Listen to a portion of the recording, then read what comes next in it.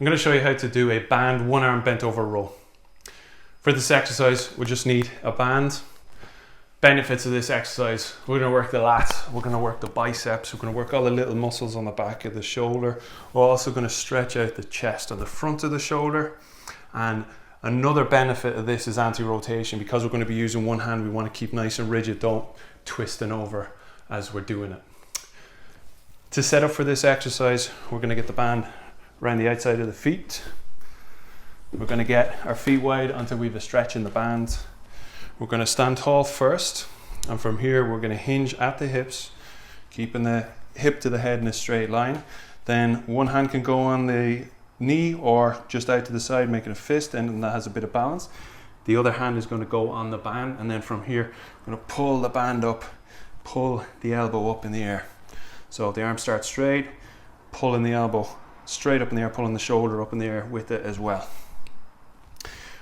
Finishing the exercise at the bottom with your arm straight, you can let go. So from a different angle from the side, getting the band around the feet.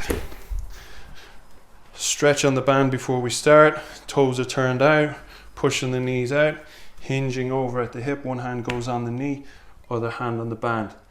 With a straight arm here, we're going to start to pull the shoulder back, then the elbow goes up in the air behind, bending the elbow. Back to straight arms, fully reaching towards the floor, pulling back up. As much as you can, getting the head up, so depending on your posture, it might be folded forward, but as much as you can, keeping the head straight and lined up with the rest of the body. You want to squeeze the lats in here as we pull. I want to squeeze the bicep as well.